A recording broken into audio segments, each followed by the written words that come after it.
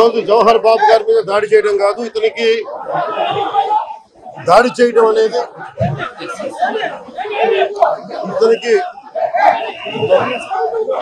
ఇతనికి దాడి చేయడం అనేది కొత్త కాదు. జల్లా సుదర్శన్ రెడ్డి గారికి గతంలో కూడా ఈయన ఇదే ఎంపీడీఓలో ప్రతాప్ గారి మీద దాడి చేశారు, శేఖర్ నాయక్ గారి మీద దాడి చేశారు, అలాగే శ్రీనివాసులు రెడ్డి గారి మీద దాడి చేశారు. ఇది వీళ్ళ రాజ్యాలు అనుకుంటా ఉన్నారు.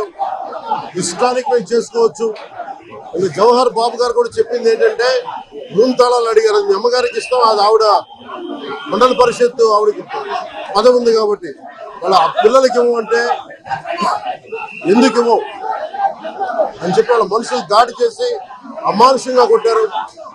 ఆయనకి హై బీపీ ఉన్న వ్యక్తి, హార్ట్ ప్రాబ్లం ఉన్న వ్యక్తి, పైగా కూర్చోబెట్టి కులాన్ని దూషించడం.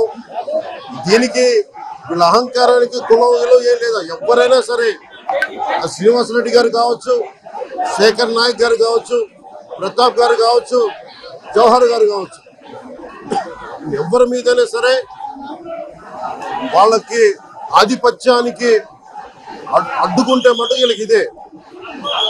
నేను వీళ్ళందరికీ ఇదే చెప్తున్నాను మీకు. ఇది గత ప్రభుత్వంలా కాదు.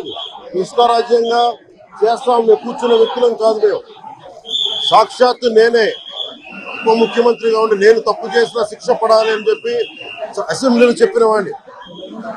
అలాంటిది మీరు ఇష్టారాజ్యంగా కూర్చొని అధికార విధులు నిర్వహిస్తున్న వాళ్ళ మీద దాడి చేస్తే ఏమాత్రం ఉపేక్షించాం. ఎస్పీ గారికి చెప్పాం, కలెక్టర్ దృష్టికి తీసుకొచ్చాం. కలెక్టర్ గారు కూడా ఇదే చెప్పారు. నిన్న కొట్టగానే వెంటనే ఆయన విజయవాడలో ఉంటే ఆయన దృష్టికి తీసుకొస్తే వెంటనే ఎస్ఐని కానిస్టేబుల్స్ ని పంపించిన సమస్య సాగల. అదనపు బలగాలతో సీఐతో వెళ్తే తప్ప పరిస్థితి కంట్రోల్లోకి రాలా. ఎలా కొట్టారంటే లోపల గడిపెట్టి మరి ఎవరిని రానివ్వకుండా గడిపెట్టి మరి ఆయన అమానుషంగా దాడి చేశారు. నువ్వు ఎలా వస్తావు ఇక్కడికి? ఎవరు వీళ్ళు చెప్పిన మాటలకి తొత్తులు కావాలి వీళ్ళకి. ఈ రోజున నా దృష్టిలోకి వచ్చింది, ఇది మొదటిసారి కాదు. గతంలో ప్రతాప్ గారి మీద దాడి చేశారు, శేఖర్ నాయక్ గారి మీద దాడి చేశారు, శ్రీనివాసులు రెడ్డి గారి మీద దాడి చేశారు. వీళ్ళకి కులం ఎక్కువ తక్కువ లేదు. వీళ్ళకి అహంకారం నడినెత్తి మీదకి వచ్చి కొట్టుకుంటా ఉంది.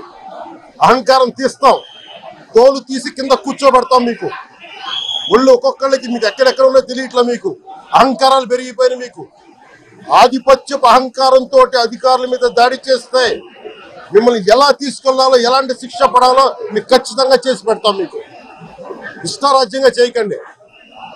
అహంకారంతో నడినెత్తి మీద కళ్ళు నెత్తికెక్కాయి మీకు. ఈ ప్రభుత్వం చాలా త్రికరణ శుద్ధిగా అందరం కూర్చొని మేము కలిసికట్టుగా ఉన్నాం ఇక్కడ.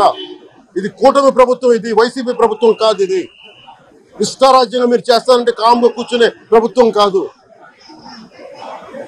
మీకు ఎలా చేస్తే, ఎలా నియంత్రిస్తే మీకు కిందకు వస్తారు మేము చేస్తాం. మీరు గాల్లో విహరిస్తా ఉన్నారు. 11 సీట్లు వచ్చిన ఇంకా గాల్లో విహరిస్తున్నారు. మొత్తం మీకు ఎలా కిందకి దించాలో మాకు బాగా తెలుసు, చేసి చూపిస్తాం. ఇదే కాదు, ఈ సందర్భంగా ఏ నాయకులకైనా సరే అధికారుల మీద దాడి చేసినా, అధికారులు విధులు నిర్వహిస్తుంటే అడ్డుకున్నా చాలా కఠినమైన చర్యలు ఉంటాయి.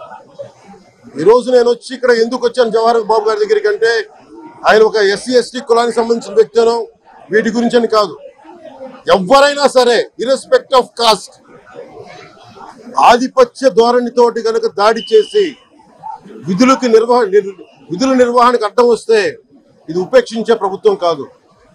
ఎస్పీ గారికి కూడా చాలా స్పష్టంగా చెప్పాం.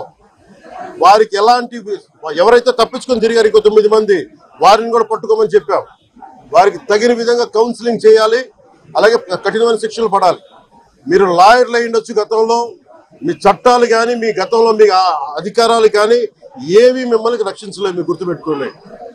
అలాగే ఈ విషయంలో ప్రజలకు కూడా చెప్తా ఉన్నారు, యువతకు కూడా చెప్తున్నారు, ప్రత్యేకించి రాయలసీమ యువతకు కూడా చెప్తున్నాను, మహిళలకు కూడా చెప్తున్నాను, మీరు దయచేసి భయపడకండి. ఈరోజు జవహర్ బాబు గారి భార్య భయపడతా ఉన్నారు. మీరు మాట్లాడితే కూర్చొని వాళ్ళ నాయకుడు కూడా మీరు కూర్చొని ముందు ఇవి కరెక్ట్ చేయండి, ఇలాంటివి కరెక్ట్ చేయండి, మీ పార్టీ వర్గాలను మీరు నియంత్రించుకోండి. 11 సీట్లు వచ్చినా ఇంకా మీరు దాడులు చేస్తా ఉంటే మటుకు ఉపేక్షించే ప్రభుత్వం కాదు ఇది.